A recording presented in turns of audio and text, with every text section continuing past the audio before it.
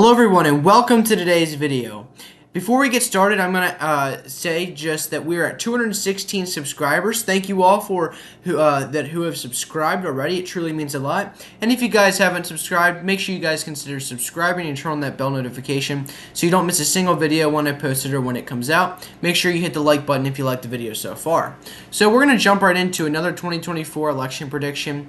Sorry I haven't done a whole lot more in-depth videos on just other races, but I'm going to in the next few weeks. I've been kind of just putting out some of these election predictions just because, I have been a little bit busy with school and just, I've just been pretty busy all over. So this is just going to be another 2024 election prediction. We're going to probably roll out one more after this, and then we're going to get into the 2023 gubernatorial race. Now, there isn't a whole lot this cycle in 2023. We're going to be looking at 2024 as well and potential candidates for each races. I'll have some more collaborations coming out in the future. And so, so just stay tuned for that. So this is a 2024 election prediction between Glenn Youngkin and Joe Biden. Glenn Youngkin is the current governor of the great Commonwealth of Virginia, and Joe Biden is the current president of the United States. We're going to go head-to-head and see which candidate can win in a 2024 hypothetical matchup and how well they would do in each state.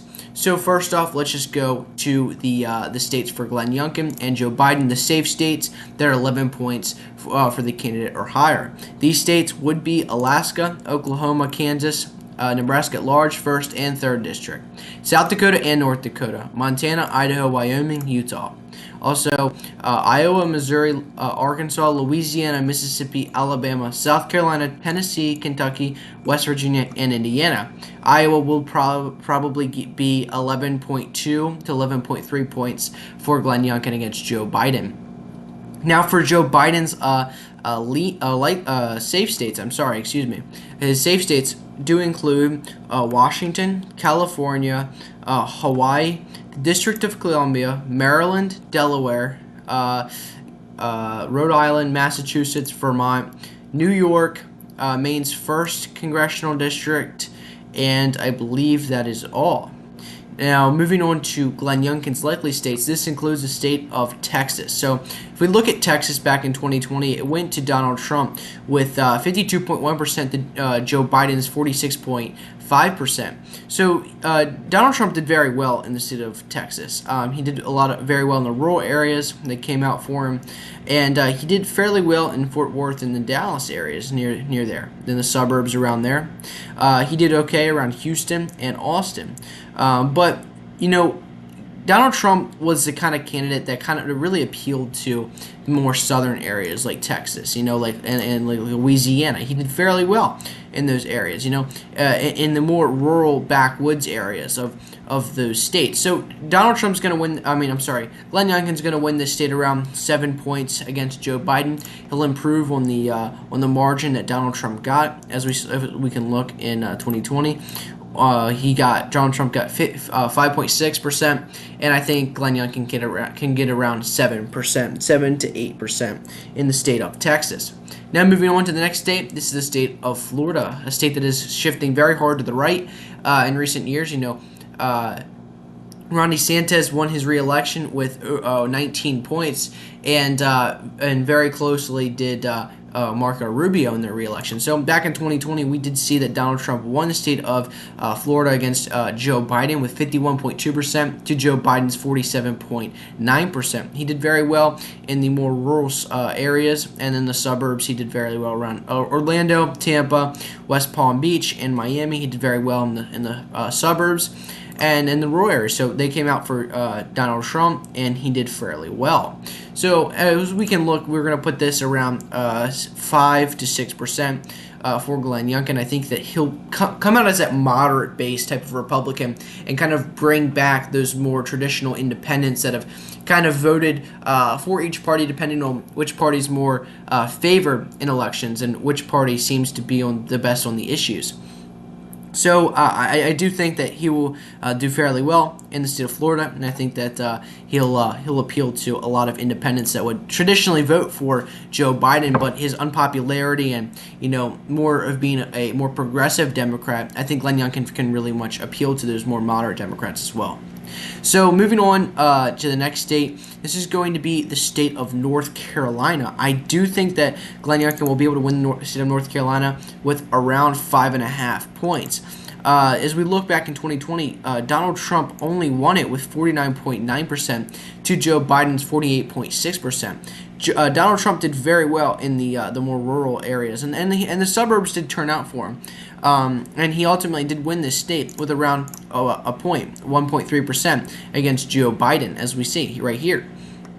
So I think that Glenn Youngkin can come out for that more moderate base, and I think that they'll come out to vote for him more than Joe Biden. Being that Glenn Youngkin's from Virginia, it borders North Carolina, I think that they would come out to appeal in the areas that border Virginia, like Vance County, Warren County. I think that he could probably do a lot better in these more rural, more suburb areas. So I think that would help Glenn Youngkin a lot, being close to Virginia.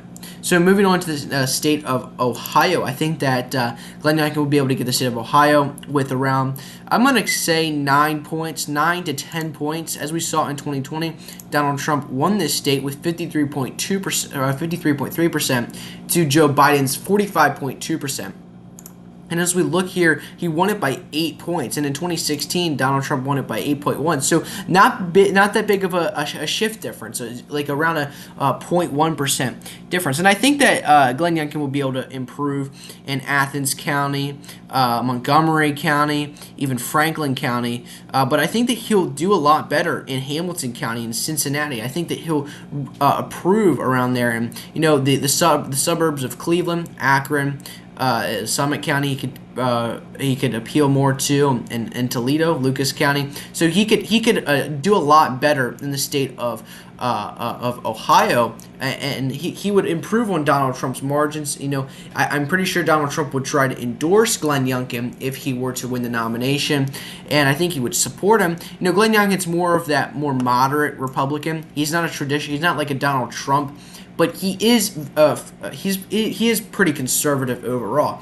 So I think that Ohio, I think the Republicans in Ohio would come out to vote for him, but I don't think he would be as enthusiastic as Donald Trump would be. But I think people would come out, more independents would come out to vote for Glenn Youngkin just to make sure Joe Biden didn't get reelected. So that's all the likely states for Glenn Youngkin. So we can move on to the likely states for Joe Biden. These includes the states of Oregon, Colorado, also New Jersey, Connecticut, and I'm sorry.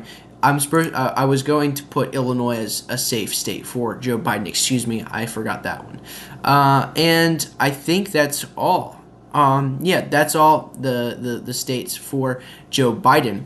And the next and the reason, and in Oregon, I'm going to put as a likely margin, because I think that Glenn Youngkin can, like I said, appeal to some of those more independent voters. As we saw Betsy Johnson in the 2022 gubernatorial race against. For governor of Oregon, we saw that Betsy Johnson, the independent or the more libertarian candidate, she took away votes from the Democrat candidate and the Republican. But I think that she'll be able to. I think that there's the same people that kind of voted for Betsy Johnson and more Christine Drazan are going to come out to vote for Glenn Youngkin, because Glenn Youngkin endorsed Christine Drazan for governor, and there's more independent-based candidates. There's more moderate Democrats are going to come out to vote for Glenn Youngkin, and he'll do well in the suburbs and the rural areas. And I think that he can improve in the state of Oregon, being more of its Democratic, if that makes sense, more liberal. And Donald Trump had that somewhat of appeal in 2016. But I think that Glenn Youngkin's actually like a really good candidate for Oregon to appeal to those more moderate candidates. And I think that he'll do fairly well. I think that he'll get it with around a 10-point margin. So moving on to the state of Colorado, we can look here. Joe Biden won this state with 55.4% to Donald Trump's 41.9%. And quite frankly, Donald Trump didn't do that well in Colorado. He really needed to improve in the more rural areas and the suburbs. And as you can see, District 3, Congressional District 3, is this area of Colorado. That's Lauren Boebert's district.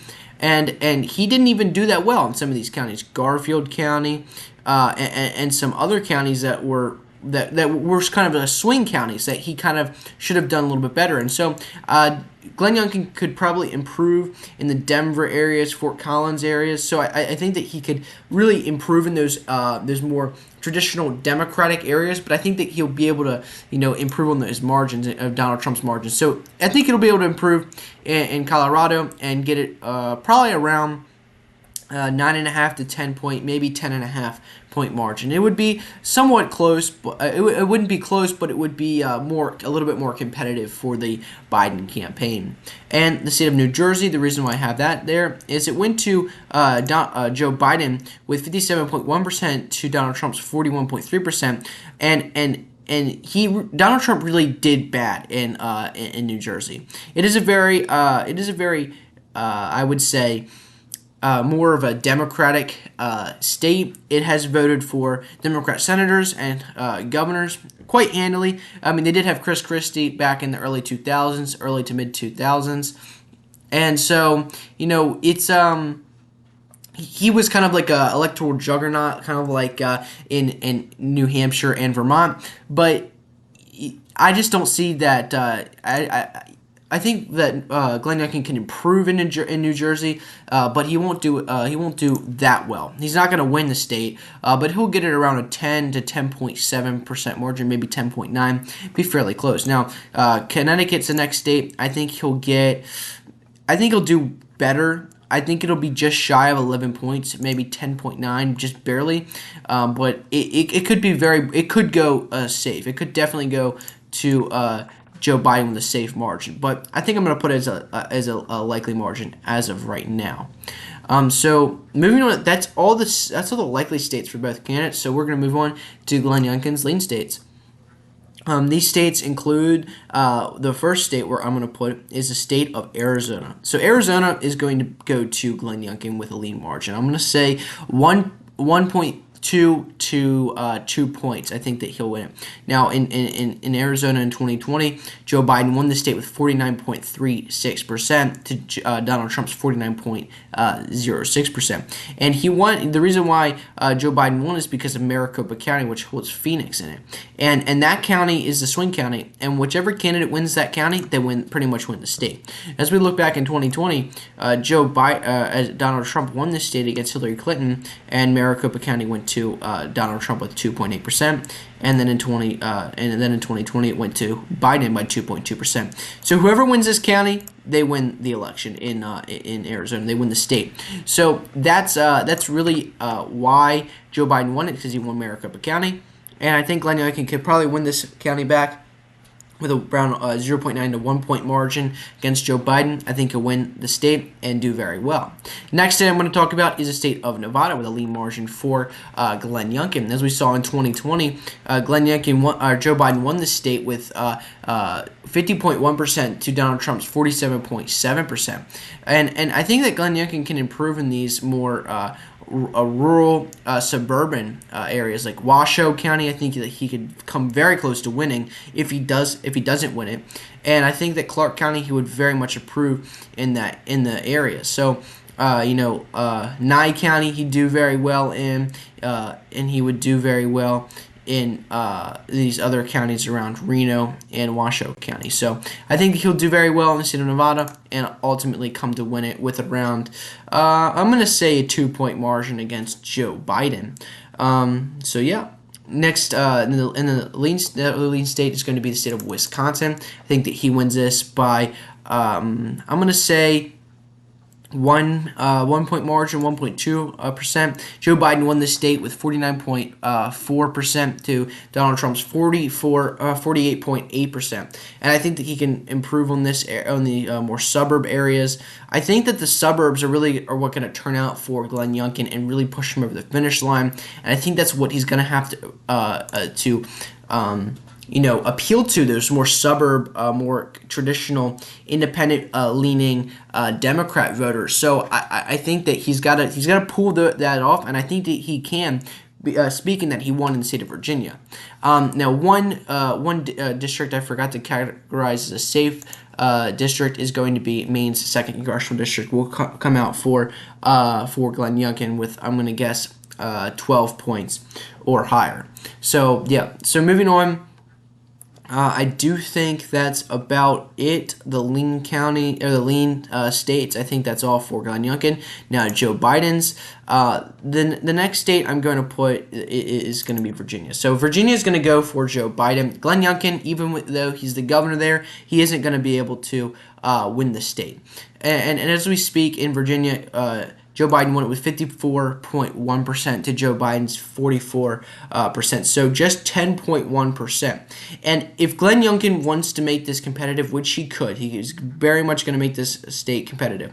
He's going to have to do a lot in the more suburb areas near Virginia Beach, Suffolk County, Chesapeake County, Virginia Beach County, okay, Northampton County. He's gonna have to improve in Virginia if he's going to make this competitive. And I think that this state's going to only go to Joe Biden with 3 points. I think that's going to be what it goes down to is 3.2, 3.5% for Joe Biden. It could even be less, depending on how Glenn Youngkin makes his campaign look. But I don't think that Glenn Youngkin has a momentum to win against Joe Biden in the state of Virginia. Now he won Virginia, the governor race in Virginia, but that was because he went up against a very I would say liberal candidate. Terry McAuliffe was a very unpopular former governor, a very unpopular individual in Virginia, and that's why Glenn Youngkin won. So can he win Virginia? Yes, he can. But in this scenario right now, I don't see him doing it. Now, if Glenn Youngkin makes his messaging more appealing to more Virginia voters, more moderate voters, yeah, he definitely can win the state. But as of now, I just don't see it going. So the next state is going to be this is going to be Maine at large. Will go to Joe Biden with a lean margin, I think. A lean margin. I think that he wins it by a 1.2, 1.1% in Maine at large. So yeah, that's what I have it at. And so that wraps up all of the lean states for Joe Biden. Now the tilt states for Glenn Youngkin. The first state is New Mexico. So this is going to go for Glenn Youngkin with around 0.25 to 0.5%. I think Glenn Youngkin can actually improve in the state. I think that he can improve on Donald Trump's margins. Joe Biden won this state in 2020 with 54.3% to Donald Trump's 43.5%. Glenn Youngkin, being that more moderate candidate, being that guy who can kind of really appeal to those more suburb areas around Albuquerque, Santa Fe, okay, and these more traditional Democratic areas, more liberal areas in the state, he definitely has a chance of appealing there and winning. He can win the state of New Mexico if he puts his campaign out there right. So the next state is going to be the state of Georgia. Is going to go for Glenn Youngkin with, I'm going to say, 0.5 to 0.7%. Now, this state went to Joe Biden with 49.4% to Donald Trump's 49.2%. I think that Glenn Youngkin will be able to do very well around these more Democratic areas that we've saw. Georgia's been shifting very heavily to the left.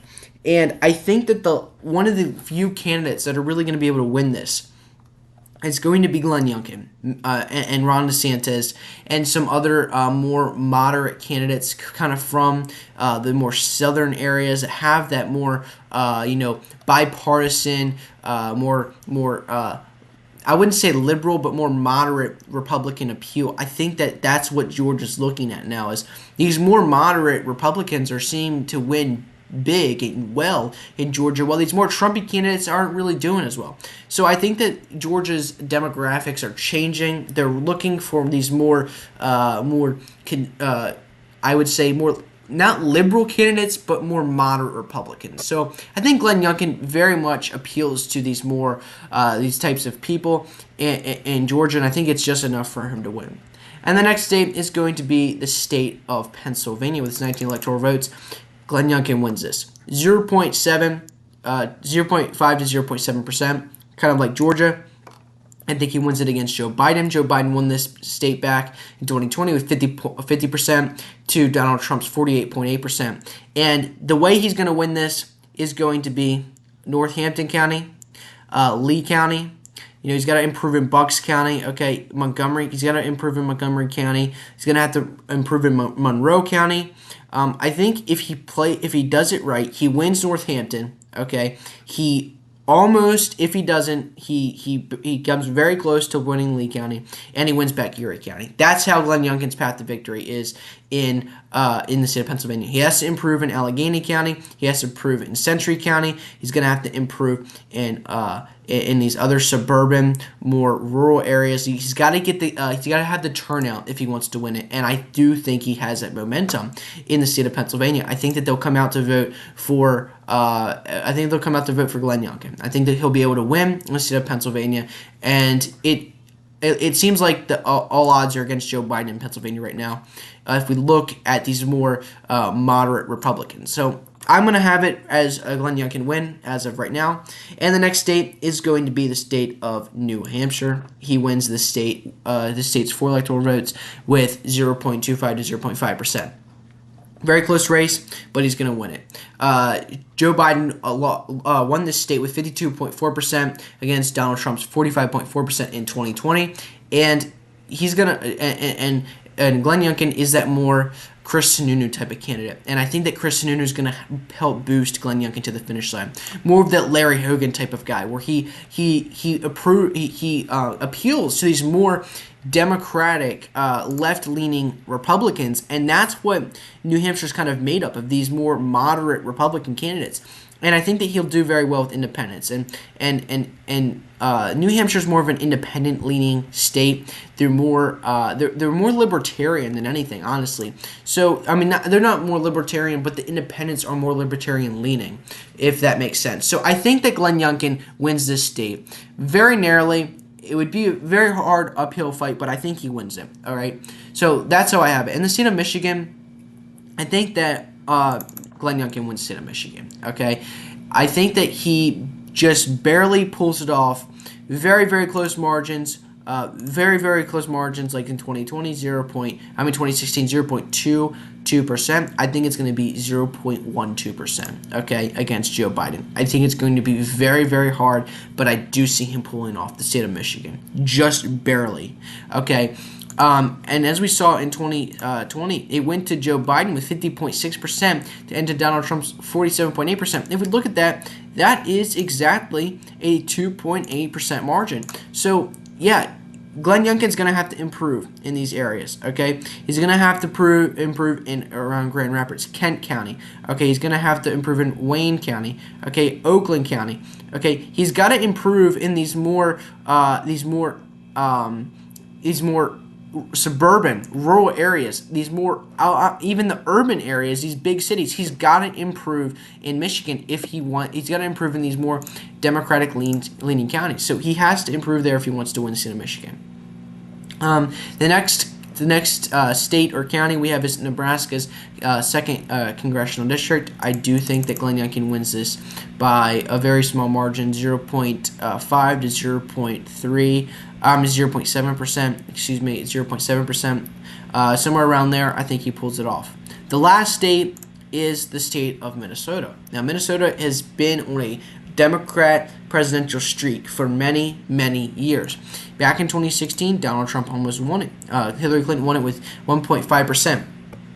A change from 2012 when Obama won this was 7.7%. It went from 7.7% to 1.5%. Then in 2020, it went back up to 7.1%. So it gets competitive, then it gets more Democratic. And quite frankly, it's the messaging, it's the campaigning, it's how you appeal yourself to these more independent, more moderate Republican candidates, or these moderate Republican voters. That's how you have to win the state of Minnesota. As we saw, Donald Trump did very, very well in the rural counties. He won 78 counties, and Hillary Clinton won 9. That's really good. Okay, and you see these counties, this county that almost went to Donald Trump, and in 2020 it banked hard to the right. Okay, it banked very hard to the left. I'm sorry, very hard to the left. Donald Trump lost 4 counties in the span of 4 years. Okay, so that's how Minnesota has trended so far hard to the left in these recent years. It just pounded back over. So we have to nominate a candidate that's going to actually appeal to these candidates, these individuals, these voters. And this is where Glenn Youngkin comes in. Glenn Youngkin is a moderate, depending on his VP pick, depending on how he runs his campaign. These more suburban areas are gonna come out for Glenn Youngkin. Someone who's younger, someone who's more optimistic, someone who can appeal themselves to the more moderate base, and that is what people are looking for, and that's why Glenn Youngkin wins the state of Minnesota. He wins it with 0.15 to 0.25%, with the skin of with fighting with every single breath in his body. He wins the state of Minnesota. Okay, fighting tooth and nail to get Minnesota. He does. He wins it. And I think that this really shows. I mean, if we look, okay, at the governor race in 2021, Glenn Youngkin won with 1.9% in Virginia, a state that went to Joe Biden, okay, in 2020 with 10.1%. Okay, so this, if it went to Joe Biden with 10.1% in Virginia, then Glenn Youngkin's going to win the state of Minnesota if it only went to Joe Biden with 7.1%. So that's how demographics work. This is the state that pushes Glenn Youngkin a lot farther than any other candidate. He's going to flip this state. Very long streak of voting for Democrat candidates. 1972 was the last year it voted for Republican, and Glenn Youngkin would break this streak. So, is Glenn Youngkin electable? Yes, he is. Is he as conservative as I would like him to be? No, but it's okay, because that's how you have to win in these key battleground states. When the country is shifting, these key battleground states are shifting to the left. Okay, that's how you have to appeal yourself. You have to appeal yourself as a moderate. You have to appeal yourself as a more moderate candidate to win these independent, more liberal Republicans, more conservative Democrats, to get them on your side. So this is Glenn Youngkin's path to victory. It's a very big number, 332 electoral votes for Glenn Youngkin, 206 for Joe Biden. This is how I see Glenn Youngkin winning if he is the nominee in 2024. It's very unlikely that he runs for president, but it would be interesting to see him do it. Now, is he going to? Would he do well on policy standpoint? Probably. But I don't know. He's done very well so far in Virginia. He's been okay as a governor. I'm not gonna say okay. He's been a good governor so far. Okay, he's only 2 years in to his term. I'm sorry, 1 year into his term. So he's got a little bit more to go. He's got 3 more years to go to prove himself. So far, I like him. He's been a good governor, and I think that he can appeal. So this is my map. 332 electoral votes for Glenn Youngkin, 206 for Joe Biden. So if you guys like this video, make sure you hit the like button and subscribe to the channel. If you guys enjoyed, make sure you turn the bell notification on so you don't miss a single video when I post or when it comes out. This is the end of the video. So again, thank you all for watching. I will see you all in the next one. Thank you. God bless you, and God bless America.